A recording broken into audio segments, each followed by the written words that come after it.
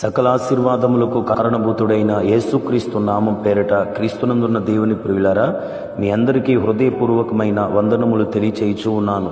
ఈ దినపు యేసయ్య కృపా వార్త. సామెతల గ్రంథము 14వ అధ్యాయం 21వ వచనం. బీదలను కటాక్షించువాడు ధన్యుడు. క్రీస్తునందున్న దేవుని ప్రియులారా, ఈ రోజున ఒక శ్రేష్టమైన కృపా వార్తను ప్రభు మనకు తెలియచేయుచున్నారు. నిశ్చయముగా వాక్యమును మన క్రియలలో చేయుచు ధన్యులుగా మార్చబడి ప్రభు రాకడ కొరకు సిద్ధపడాలని ప్రభు ప్రేమతో మీ అందరికీ తెలియచేయుచున్నాను. మన ప్రభుకి బీదల ఎడల ప్రత్యేకమైన శ్రద్ధ ఉన్నది. పాత నిబంధన గ్రంథంలో కూడా మనం చదివినట్లయితే పాత నిబంధన కాలం నుండి ప్రభుకి బీదల మీద ఒక ప్రత్యేకమైన శ్రద్ధ. అదేదనగా పంటలు పండినప్పుడు బీదల కొరకు ప్రత్యేకంగా పరిగిని విడిచిపెట్టాలని, బీదల వస్త్రమును ఎవడు లాక్కొనకూడదని, బీదవాణి యొక్క కూలీని పొరపాటున దగ్గర పెట్టుకొనకూడదని, బీదవాడు ఎప్పుడైనా వచ్చి నిన్ను అడిగినప్పుడు రేపు ఇస్తాను మరల వెళ్ళి రమ్మని చెప్పటమైనా కానీ, బీదల్ని నల్లగొట్టడమైనా, బాధ పెట్టడమైనా, కన్నీరు కార్చేటట్లుగా వాడి జీవితంలో అన్యాయం చేయటమైనా చేయకూడదని ప్రభు ఎన్నో హెచ్చరికలు ప్రభు ధర్మశాస్త్రంలో బీదల విషయమై వారిని ప్రజల్ని హెచ్చరించినట్లుగా మనం చూస్తూ ఉన్నాం. అంత మాత్రమే కాదు, ఇశ్రాయేలు రాజ్యంలో అనేక మంది రాజుల్ని ప్రభు అనేక విధములుగా శ్రమ పెట్టడానికి గల కారణం కూడా వారు బీదల ఎడల వ్యవహరించిన విపరీతమైన వ్యవహార శైలిని బట్టి ఆయన కొంత మట్టుకు ఇశ్రాయేలు రాజుల్ని కూడా బాధ పెట్టినట్లుగా మనం గమనిస్తున్నాం.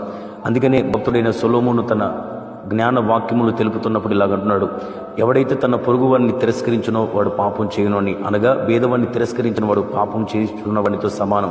అంత మాత్రమే కాదు, భేదవాణిని మనం ఒకవేళ వెక్కిరించిన ఎడల మన సర్వసృష్టికర్త అయిన యెహోవాను నిందించిన వాడితో సమానం. బీదలతో పోరాడితే సాక్షాత్తు దేవునితో పోరాడుతున్నట్టే. దీనికంటే బీదల ఎడల ప్రభుకి అపారమైన ప్రేమ. అందుకే బీదలకే స్వార్థ ప్రకటిస్తాడు.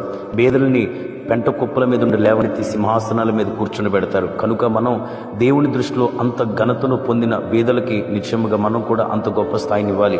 దేవుని ప్రియులరా, మనం బీదలకి ఆహారం విషయంలోనైనా, ఆర్థిక విషయంలోనైనా, వస్త్రముల విషయంలోనైనా, ఇక వారిని చేర్చుకునే విషయంలోనైనా, వారి ఎడల మనం ప్రేమ చూపించే విషయంలోనైనా బహుగా విస్తరించి వారి ఎడల కటాక్షం చూపిన ఎడల మనకి దేవుడు అనేకమైన ఆశీర్వాదాలని కలగజేస్తాడు.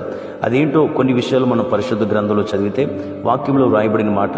మొట్టమొదటిగా మనం బీదల్ని కటాక్షించిన ఎడల మనం ధన్యులుగా మార్చబడతాం. ధన్యులు అనగా రెండంతల మేలు మనకు కలుగుతుందని. రెండవ మాటను మన పరిశుద్ధ గ్రంథంలో చదివితే, ఎవడైతే బీదలకి దాతృత్వం కలిగి బీదలకి అనేకమైన సహాయాన్ని చేస్తాడో వాడి నీతి నిత్యము నిలుచునని, వాడి కొమ్ము ఘనతనుందునని, దేవుడు వాడిని హెచ్చిస్తాడని వాక్యంలో రాయబడినది. ఈ రోజున అనేక మంది బీదల్ని కటాక్షించడం వల్లనే చాలా మంది పెద్ద పెద్ద నాయకులు కానీ, అనేక మంది క్రైస్తవ మిషనరీలు కానీ మరింతగా హెచ్చించబడినట్లుగా, ఘనత పొందినట్లుగా మనం చూస్తూ ఉన్నాం. మూడో మాటను మన పరిశుద్ధ గ్రంథంలో చదివితే కీర్తనల గ్రంథంలో ఇలా వ్రాయబడి ఉన్నది, ఎవడైతే బీదలను కటాక్షిస్తాడో వాడు ఒకవేళ ఏ దినమునైనా ఆపదలు చెక్కబడితే నిశ్చయముగా వాడి ఆపదల్లోండి ప్రభు వారిని తప్పిస్తాడని. నాలుగో మాట, వాడికి ఏ అపాయం దరిచేరినప్పటికీ దేవుడే వాడిని కాపాడి బ్రతికించునని. అంత మాత్రమే కాక వాని శత్రువులు అనగా సాతాను ఇచ్చకు ఆ వ్యక్తిని అప్పగించుకోకుండా సాతాను కబంధ హస్తములోండి దేవుడు అతన్ని తప్పిస్తాడని. అతడు ఒకవేళ రోగశయ్య మీద పడినప్పుడు దేవుడు వారిని ఆదరించి వాడి సమస్త విధమైన రోగముల నుండి, వ్యాధుల నుండి, బలహీనతలను విడిపించి సంపూర్ణమైన స్వస్థతను కలిగిస్తాడని వాక్యంలో రాయబడి ఉన్నది. కనుక దేవుని ప్రియులారా, ఇలాగ మనం చదువుకుంటూ పోతే బీదలకు మనం చేయటం వలన, దేవుని వలన అనేకమైన ప్రత్యుపకారాలు పొందుతున్నామే తప్ప ఎటువంటి నష్టం మన జీవితంలో కలగదు. కనుక మంచి దాతృత్వ హృదయముతో నిశ్చయముగా బీదల ఎడల ఒక జాలి హృదయాన్ని కలిగి, క్రీస్తు యేసు ఎలాగైతే భూమి మీద జీవించినప్పుడు బీదలని స్వస్థపరిచి ఆదరించి బీదల ఎడల తన జాలిని కనపరిచారో అలాగనే మనము కనపరిచి దేవుడు బీదలకి మనం చేసినప్పుడు ఎలాంటి ఆశీర్వాదాలు ఇస్తాడో అవన్నీ మనం పొందుకొని మహిమ కలిగిన రాకడ కొరకు సిద్ధపడదుము గాక. ఆమేన్. ప్రార్థన. సర్వకృపానిధియగు యేసయ్యా, నీకు స్తోత్రాలు. ఈ దినమున మీరు మాకు నేర్పిన శ్రేష్టమైన కృపావార్త కొరకు స్తోత్రం. నిశ్చయముగా మా హృదయంలో మీ జాలితో నింపండి, కనికరంతో నింపండి. బీదల ఎడల మీరు చూపినట్లుగా మేము కూడా అలాంటి కటాక్షములు చూపినట్లుగా సహాయం చేయండి. బీదలను కటాక్షించినప్పుడు కలిగే ప్రతి ఆశీర్వాదం మేము పొందుకున్నట్టుకు సహాయం చేయమని యేసుక్రీస్తు నామం పేరిట అడిగి వేడుకొనుచున్నాము తండ్రి. ఆమేన్. Praise the lord.